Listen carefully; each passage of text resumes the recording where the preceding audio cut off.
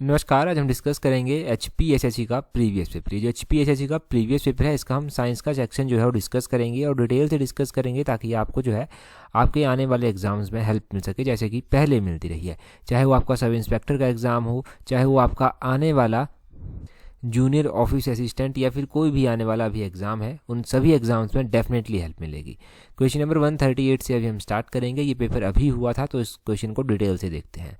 बोलते हैं oranges are rich source of, तो बोलते हैं नारंगी किसके समृद्ध सोर्स हैं। ऑरेंजेस जो हैं वो किसके अच्छे सोर्स होते हैं?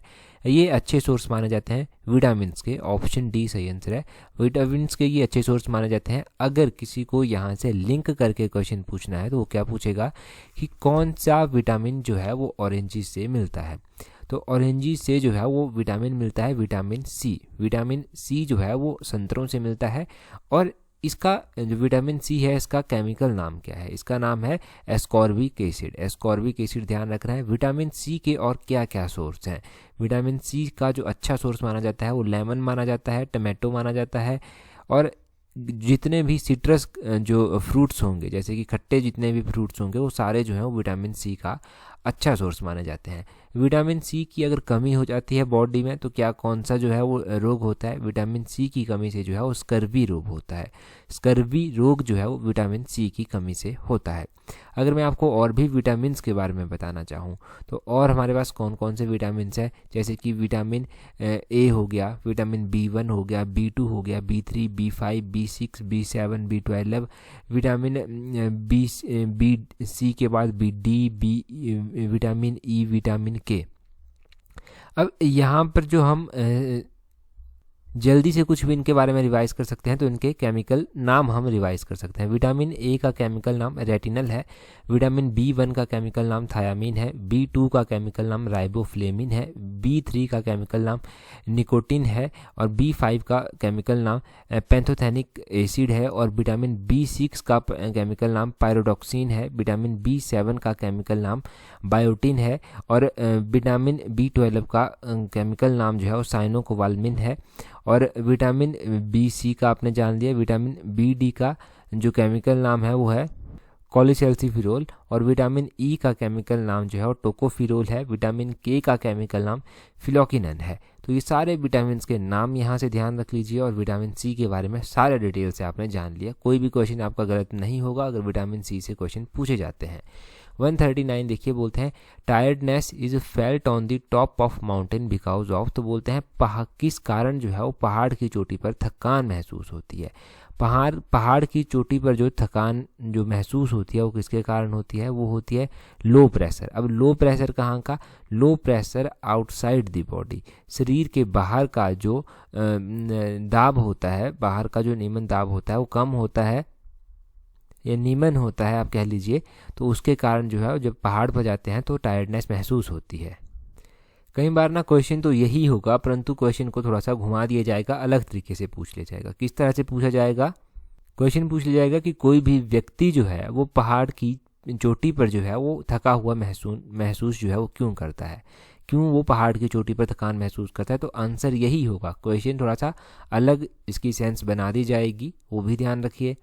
कई बार ये भी क्वेश्चन पूछ जाता है कि पानी का बॉइलिंग पॉइंट जो है वो डिक्रीज हो जाता है जैसे ही एल्टीट्यूड जो है वो बढ़ता है। हाई एल्टीट्यूड पर पानी का बॉइलिंग पॉइंट जो है वो क्यों डिक्रीज हो जाता है? तो उसके पीछे का क्या रीज़न होगा? उसके पीछे का रीज़न होगा लो एटमॉस्फेरिक प्रेशर। तो वहाँ पर भी लो एटमॉस्फेरिक प्रेशर का रीज़न जो है वो चलेगा। अगला क्वेश्चन क्या है? अगले क्वेश्चन में बोलते हैं 140 में what fraction of a floating iceberg remain inside water. बोलते हैं कि जो पलावी हिमशैल का कितना अंश जो है वो जल के भीतर रहता है। तो पवाली हिमशैल का कितना अंश जो है वो जल के भीतर रहता है? इसका सही आंसर होगा 0.9। ऑप्शन डी जो है वो सही आंसर है। 0.9 जो है वो सही आंसर है। 0.9 जो इसका आप कह सकते हैं अंश जो है वो जल के भीतर रहता है। यहाँ से देखो क्या निकल कर आता है, आप क्या जान सकते हैं? तो कुछ इतना खास तो नहीं है परंतु हाँ अभी एक रिसेंट में कुछ मैंने टेलीग्राम पर डाला था और न्यूज़ में आया था, वो आप जान सकते हैं। तो वो क्या था, वो था कि लाहौल स्पीति में जो है एक ग्लेशियर जो है टूटा है। उस ग्लेशियर का नाम है येनिंगंग ग्लेशियर। येनिंगंग ग्लेशियर जो है ये मूर्तिचा गांव के सामने जो है ये टूटा है। तो ये आपने ध्यान रखना है कि मूर्तिचा गांव के सामने जो है ये एक ग्लेशियर है, येनिंगंग ग्लेशियर। अब आपसे पूछा जाए ना कि येनिंगंग ग्लेशियर कहाँ पर है, तो ये लाहौल स्पीति में जो है वो स्थित है, और अभी ये कोलैप्स हुआ है, वो भी ध्यान रखना है। अगर टेलीग्राम पर आपने देखा होगा ना, तो डेफिनेटली ये क्वेश्चन भी आपका रिवाइज हो गया और अब आपको नहीं भूलने वाला है। अगला 2 क्वेश्चन यहाँ पर भी रह गए थे, 136 137। 136 में बोलते हैं इंसुलिन इज सेक्रेटेड इन। तो इंसुलिन जो है वो कहाँ पर जो है वो स्वावित होता है, कहाँ पर सेक्रेट होता है। तो इंसुलिन के सेक्रेशन की अगर हम बात करें तो ये पेनक्रियाज में जो है वो सेक्रेट होता है, ऑप्शन डी सही आंसर है। अग्न्याशय में जो है ये सेक्रेट होता है, ऑप्शन डी सही आंसर है। अब कई बार ना क्वेश्चन को थोड़ा सा लंबा खींच लिया जाता है, तब भी बच्चे कंफ्यूज हो जाते हैं जिन्होंने साइंस ज़्यादा नहीं पढ़ी है, जो साइंस स्ट्रीम से जो है वो नहीं संबंध रखते। तो क्वेश्चन किस तरह से पूछ लिया जाएगा कि इंसुलिन जो है वो सेक्रेट किया जाता है किस ग्लैंड से या फिर किस ह्यूमन बॉडी के ऑर्गन में, तो उसका आंसर भी पेनक्रियाज ही होगा। तो उसमें कन्फ्यूज़न नहीं होना चाहिए आपको कि क्या क्या क्वेश्चन आ गया ये। अगला क्वेश्चन देखिए 137। यहाँ पर बोलते हैं ऑन्कोजिन इज रिस्पॉन्सिबल फॉर। तो ऑन्कोजिन जो है वो किसके लिए उत्तरदायी है? ऑन्कोजिन जो है वो रिस्पॉन्सिबल है कैंसर के लिए, ऑप्शन डी सही आंसर है। यहाँ से एग्जैक्टली आप एक क्वेश्चन ध्यान रखिए, स्टडी ऑफ कैंसर को क्या कहते हैं? ऑन्कोलॉजी जो है वो स्टडी ऑफ कैंसर को कहा जाता है। ऑन्कोलॉजी जो है वो स्टडी ऑफ कैंसर को कहा जाता है, ये बहुत ज़रूरी हो गया यहाँ से। और कैंसर के बारे में क्या क्वेश्चन पूछे जाते हैं? अब कैंसर को अगर किल करना है तो कैंसर को किल करने के लिए, कैंसर को ख़त्म करने के लिए एक थेरेपी होती है जिसको कोबाल्ट थेरेपी भी कहते हैं, या फिर कोबाल्ट 60 जो है वो इस्तेमाल किया जाता है कैंसर को ख़त्म करने के लिए। ये भी इंपॉर्टेंट क्वेश्चन बना। अब ये तो हो गया कैंसर से रिलेटेड जो क्वेश्चन बने। अब यहाँ से आप क्या ध्यान रखेंगे? यहाँ से आप ध्यान रखें कि इंडिया में जो है वो कोई रिसर्च इंस्टीट्यूट भी क्या स्थित है जिसको इंडियन कैंसर रिसर्च इंस्टीट्यूट बोलते हैं। तो वो कहाँ पर स्थित है? ये जो इंडियन कैंसर रिसर्च इंस्टीट्यूट जो है ये मुंबई महाराष्ट्र में जो है वो स्थित है। ये ज़रूर ध्यान रखना, ये भी बहुत इंपॉर्टेंट क्वेश्चन बन गया आपके लिए। इस तरह के क्वेश्चन पूछे जाएंगे, जैसे कि हाई कोर्ट क्लर्क का एग्ज़ाम हो गया, उन एग्ज़ाम्स में ऐसे क्वेश्चंस पूछे जाएंगे और डेफिनेटली हेल्प मिलेगी आपको। अगर उस एग्ज़ाम की आप तैयारी भी कर रहे हैं ना, तो टेस्ट सीरीज़ का लिंक नीचे डिस्क्रिप्शन बॉक्स में दिया है। जो भी आपकी छोटी छोटी गलतियां होती हैं ना, उनको आप एक प्रैक्टिस के थ्रू जो है एक अच्छी शेप दे सकते हैं, इम्प्रूव कर सकते हैं। तो चाहें तो टेस्ट सीरीज प्रैक्टिस कर सकते हैं। कमेंट बॉक्स और डिस्क्रिप्शन बॉक्स से लिंक निकाल लेना और डाउनलोड कर लेना। अगला क्वेश्चन देखिए, अगले क्वेश्चन में क्या बोलते हैं? Myopia is the same age. तो बोलते हैं मायोपिया जो है वो किसके समान है? देखो मायोपिया जो है वो नियर साइटेडनेस के समान है, जिसको निकट दृष्टि दोष भी आप कहते हैं, ऑप्शन ए सही आंसर है। निकट दृष्टि दोष में क्या होता है? आप इसमें जो है वो दूर की वस्तुएं नहीं देख सकते, दूर की वस्तुएं जो है वो क्लियर नहीं दिखाई देती, और इसको इम्प्रूव करने के लिए कनकेव लेंस का इस्तेमाल जो है वो किया जाता है। आपने ध्यान रखना है। इसी तरह का हाइपरमेट्रोपिया भी होता है, जिसको फार साइटेडनेस कहते हैं। हाइपरमेट्रोपिया में क्या होता है? इसमें आप जो है वो नज़दीक की वस्तुएं जो है वो नहीं देख सकते, और इसको जो ठीक करने के लिए लेंस यूज़ किया जाता है, कन्वेक्स लेंस इस्तेमाल किया जाता है। यहाँ पर एस्टिग्मेटिज्म दिया गया है, अबिंदुकता दिया गया है। इसमें क्या होता है? इसमें जो है आपने ध्यान रखना है, जो इमेज है वो या तो इरेगुलर बनेगी या इमेज जो है वो क्लियर नहीं बनेगी, और इसको ठीक करने के लिए जो है वो सिलिंड्रिकल लेंस का इस्तेमाल जो है वो किया जाता है। सिलिंड्रिकल लेंस का इस्तेमाल इसको ठीक करने के लिए किया जाता है। यहाँ पर प्रेस बायोपिया भी दिया गया है। तो प्रेस बायोपिया देखो एज फैक्टर के हिसाब से आता है, तो इसको जो है वो एज साइटेडनेस भी कह देते हैं, और इसको रिमूव करने के लिए बाईफोकल लेंस का इस्तेमाल जो है वो किया जाता है। कौन से लेंस का? बाईफोकल लेंस का। तो ये ऑप्शंस भी आपकी क्लियर हो गई। अगर आंख के बारे में क्वेश्चंस किसी को पूछना है तो क्या पूछ सकते हैं? क्वेश्चन आपसे पूछ लेंगे कि जब आई की डोनेशन अगर किसी को करनी हो तो कौन सा पार्ट जो है वो डोनेट किया जाता है? आई डोनेशन में कौन सा पार्ट जो है वो डोनेट किया जाता है, या किस पार्ट को जो है वो यूटिलाइज किया जाता है? तो कॉर्निया आपने ध्यान रखना है। कॉर्निया आई का पार्ट है जिसको जो है यूटिलाइज किया जाता है, किसके लिए? जब आई डोनेशन किसी को करनी होती है। नेक्स्ट क्वेश्चन में बोलते हैं क्वेश्चन नंबर 14 में sound can not pass through, तो बोलते हैं ध्वनि जो है वो किसके आर पार नहीं हो सकती। तो ध्वनि जो है वो वैक्यूम यानी कि निर्वात के आर पार नहीं हो सकती। ऑप्शन डी जो है वो सही आंसर है। यही क्वेश्चन इस तरह से भी पूछा जाता है कि speed of sound highest in, कि साउंड की स्पीड जो है वो हाईएस्ट किस में होती है। तो साउंड की स्पीड जो है वो हाईएस्ट होती है कहाँ पर, मेटल में। तो मेटल भी आपने ध्यान रखना है, ये वैक्यूम भी आपने ध्यान रखना है। अगला क्वेश्चन देखिए, बोलते हैं अगले क्वेश्चन में बोलते हैं विच acid is present in Apple. तो बोलते हैं कि सेब जो होता है उसमें कौन सा एसिड प्रेजेंट होता है। तो आपका सेब जो होता है उसमें मैलिस एसिड जो है वो प्रेजेंट होता है, मैलिक एसिड। ऑप्शन सी जो है वो सही आंसर है। अब एसिड से रिलेटेड क्या क्या क्वेश्चन जो है एग्जाम में पूछे जाते हैं इस तरह के, एक तो हमने स्टार्टिंग में पढ़ा था कि लेमन और ऑरेंज में कौन सा एसिड होता है, तो वो सिट्रिक एसिड होता है। एक तो सिट्रिक एसिड क्लियर हो गया। दूसरा ध्यान रखना है कि चींटी जो काटती है, चींटी जो काटती है उसका जो एसिड होता है वो कौन सा एसिड छोड़ के जाती है, वो फॉर्मिक एसिड जो है वो छोड़ के जाती है। फॉर्मिक एसिड बहुत ज़रूरी है, ये शायद पूछा भी गया था लास्ट टाइम क्लर्क के हाई कोर्ट के एग्जाम में, तो उसको ज़रूर ध्यान रखें। और विनेगर बनाने के लिए कौन सा एसिड इस्तेमाल होता है, तो विनेगर में जो बनाने के लिए एसिडिक एसिड जो है वो इस्तेमाल होता है। तो ये 3 ऑप्शंस हो गई। एक मैंने 2 एसिड और बताए, तो ये 5 एसिड आपने ध्यान रखने हैं कि 5 के 5 एसिड जो है वो कहाँ कहाँ पर इस्तेमाल होते हैं। अगला क्वेश्चन देखिए 16 नंबर क्वेश्चन, यहाँ पर बोलते हैं केमिकली लाइम वाटर इज। तो बोलते हैं केमिकली रासायनिक रूप से लाइम वाटर को किस नाम से जाना जाता है, चूना पत्थर को। तो 16 का calcium chemically lime water is, तो चूना पत्थर को रासायनिकली जो है वो कैल्शियम हाइड्रोक्साइड के नाम से जाना जाता है। ऑप्शन ए जो है वो सही आंसर है। इसी तरह अगर लाइम से रिलेटेड कोई क्वेश्चन पूछा गया है तो स्लेक्ड लाइम पूछ लिया जाता है। तो स्लेक्ड लाइम और ये जो केमिकली लाइम वाटर है ये एक ही बात है। स्लेक्ड लाइम को जो है वो केमिकली कैल्शियम हाइड्रोक्साइड ही कहते हैं, ये एक ही चीज़ है। और एक क्विक लाइम के बारे में पूछा जाता है, क्विक लाइम को किस नाम से जाना जाता है केमिकली, तो इसको जो है वो कैल्शियम ऑक्साइड के नाम से जाना जाता है।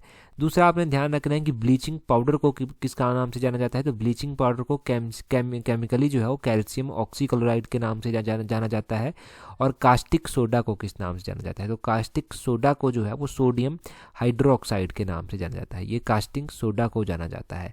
और कास्टिक सोडा के अलावा आपने ध्यान रखना है रॉक साल्ट जो आपका होता है, रॉक साल्ट को सोडियम क्लोराइड के नाम से जाना जाता है।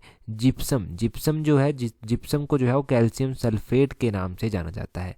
क्विक लाइम तो हो गया प्लास्टर ऑफ पेरिस को कैल्शियम सल्फेट के नाम से जो है वो जाना जाता है। तो ये बहुत सारे नाम मैंने आपको बता दिए, इनको तो ध्यान रखें ही रखें। बाकी आपने क्या ध्यान रखना है, विनेगर जो हमने पढ़ा था ना कि विनेगर एसिडिक एसिड है, तो विनेगर को केमिकली एसिडिक एसिड कहा जाता है। बेकिंग पाउडर हो गया, वॉशिंग सोडा हो गया, इनको भी ध्यान रख लीजिए। बेकिंग सोडा को सोडियम बाइकार्बोनेट कहते हैं, वॉशिंग सोडा को सोडियम कार्बोनेट कहते हैं। तो ये हो गए, अब कोई डाउट नहीं बचा होगा आपके मन में, बहुत सारी चीज़ें यहाँ से रिवाइज हो गई एक साथ।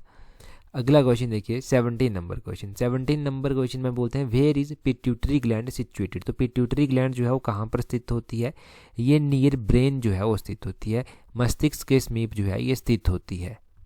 एक और क्वेश्चन यहाँ से बनेगा, क्वेश्चन ये बनेगा कि मास्टर ग्लैंड जो है वो किसको कहा जाता है मनुष्य में, तो मास्टर ग्लैंड जो है वो पिट्यूटरी ग्लैंड को ही कहा जाता है। मास्टर ग्लैंड भी आपने ध्यान रखना है। कई बार क्या क्वेश्चन पूछा जाता है कि मोस्ट इंपॉर्टेंट ग्लैंड कौन सी है ह्यूमन बॉडी की, तो मोस्ट इंपॉर्टेंट ग्लैंड है पिट्यूटरी ग्लैंड। ये क्यों इंपॉर्टेंट है, क्योंकि ये हमारी बॉडी के बहुत सारे फंक्शंस को जो है वो रेगुलेट करती है, बहुत सारे बॉडी के जो पार्ट्स होते हैं उनको ये कमांड देती है, इसीलिए इसको मास्टर ग्लैंड भी कहा जाता है और ये मोस्ट इंपॉर्टेंट ग्लैंड भी है ह्यूमन बॉडी की। अगला क्वेश्चन देखिए 18 नंबर क्वेश्चन, यहाँ पर क्या बोलते हैं, यहाँ पर बोलते हैं एड्स वायरस डिस्ट्रॉयज। तो बोलते हैं एड्स वायरस डैश को नष्ट करता है।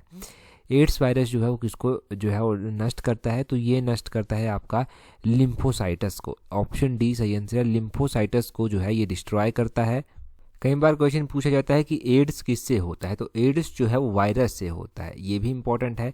एड्स का पूरा नाम क्या है, इसका पूरा नाम है एक्वायर्ड इम्यूनोडेफिशिएंसी सिंड्रोम। तो एक्वायर्ड इम्यूनोडेफिशिएंसी सिंड्रोम जो है ये ज़रूर ध्यान रखना है। और किस वायरस से ये जो है वो काउज होता है, तो ये HIV वायरस से जो है वो काउज होता है। HIV का पूरा नाम क्या है, HIV का पूरा नाम है ह्यूमन इम्यूनोडेफिशिएंसी वायरस। तो ह्यूमन इम्यूनोडेफिशिएंसी वायरस भी आपने ध्यान रखना है।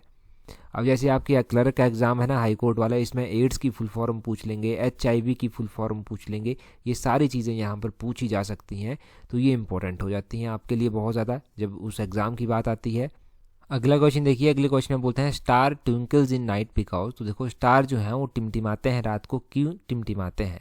तो ये टिमटिमाते हैं because of the refractive index of air in atmosphere is in atmosphere fluctuate. जो रिफ्रैक्टिव इंडेक्स होता है एयर में और एटमोसफेयर में वो फ्लक्चुएट करता रहता है, वातावरण में हवा का अपवर्तनांक जो है वो बदलता रहता है। इसी तरह के फिनोमिनाज आपने क्या क्या ध्यान रखने हैं? आपने ध्यान रखना है कि जो सनसेट और सनराइज होता है उस टाइम जो है वो क्या होता है, सन जो है वो एबव द हॉरिजन दिखाई देता है, परंतु वो होता बिलो द हॉरिजन है। ये क्यों होता है? ये एटमॉस्फेरिक रिफ्रैक्शन के कारण होता है। कई बार पूछ लिया जाता है कि जो हीरा आपका होता है, हीरा इतना रिफ्लेक्ट करता है, हीरा इतना चमकता है, उसकी चमक के पीछे का रीज़न क्या है? तो वो भी रिफ्रैक्टिव इंडेक्स ही जो है वो इसकी चमक के पीछे का कारण है। तो जो भी फिनोमिनाज मैंने आपको बताए उनको ज़रूर ध्यान रखना। आगे क्या बोलते हैं? बोलते हैं the term hydroponics is used to describe. तो बोलते हैं ये जो हाइड्रोपोनिक्स टर्म है ये क्यों इस्तेमाल की जाती है? ये इस्तेमाल की जाती है तो ये cultivation of plant in water जो है वो है, ऑप्शन बी सही आंसर होगा। जल के भीतर पौधों के संवर्धन से रिलेटेड है ये टर्म हाइड्रोपोनिक्स। तो हाइड्रोपोनिक्स आपको पता चला किसको डिस्क्राइब करने के लिए इस्तेमाल की जाती है। यहाँ से ज़्यादा क्वेश्चन निकल कर आएंगे भी नहीं, ये क्वेश्चन भी अच्छा क्वेश्चन है और ये क्वेश्चन रिपीट होने की भी संभावना है। अच्छा, आप मुझे क्वेश्चन का आंसर अभी कमेंट करके जल्दी से बता दीजिए। क्वेश्चन आपके लिए ये है कि जो ब्रास है, ब्रास जो है वो किसका एलॉय है? ब्रास किसका एलॉय है? ये जल्दी से कमेंट करके बता दीजिए कि ब्रास किसका एलॉय है। ब्रास के साथ साथ अगर कोई ऐसा एलॉय है आपको लगता है कि एग्ज़ाम में पूछा जाता है और आपको याद नहीं रहता, आप बार बार गलत कर आ जाते हैं, तो उसको भी आप कमेंट करके बता दो, फिर आपको याद रहेगा कि आपने क्या कमेंट किया था और फिर वो आपको भूलेगा नहीं। एग्ज़ाम में आएगा तो डेफिनेटली ठीक कर आएंगे आप। अगर टेलीग्राम पर अभी तक भी आपने हमें ज्वाइन नहीं किया तो जल्दी से अपना टेलीग्राम ओपन कीजिए, वहाँ से इस तरह से सर्च कीजिए @allexam31। आपको हमारा टेलीग्राम चैनल मिल जाएगा। टेलीग्राम पर इंपॉर्टेंट PDFs जो भी आपके एग्ज़ाम में हेल्प करती हैं वो सारी की सारी आपको प्रोवाइड करवा दी जाती हैं। तो आज की वीडियो में इतना ही है। अगर आप तैयारी कर रहे हैं HP हाई कोर्ट क्लर्क की तो उसके लिए आप टेस्ट सीरीज जो है वो अवेल कर सकते हैं, जिसका लिंक नीचे डिस्क्रिप्शन बॉक्स और कमेंट बॉक्स में आपको मिल जाएगा। टोटल टेस्ट इसमें 10 प्रोवाइड करवाए गए हैं और इंस्टेंटली अभी जब स्टार्टिंग में लॉन्च की गई है तो 20% डिस्काउंट के साथ आपको ये मिल जाएगी। तो आप इजीली अवेल कर सकते हैं। Link comment box, description box, Telegram सभी पर आपको मिल जाएगा। टेलीग्राम पर ज्वाइन करने के लिए अपना टेलीग्राम ओपन करना, वहाँ से इस तरह से सर्च करना @allexam31। टेलीग्राम चैनल भी मिल जाएगा और टेस्ट सीरीज को आप अवेल कर सकते हैं 20% डिस्काउंट के साथ। That's all. Thank you very much for watching and listening it very patiently.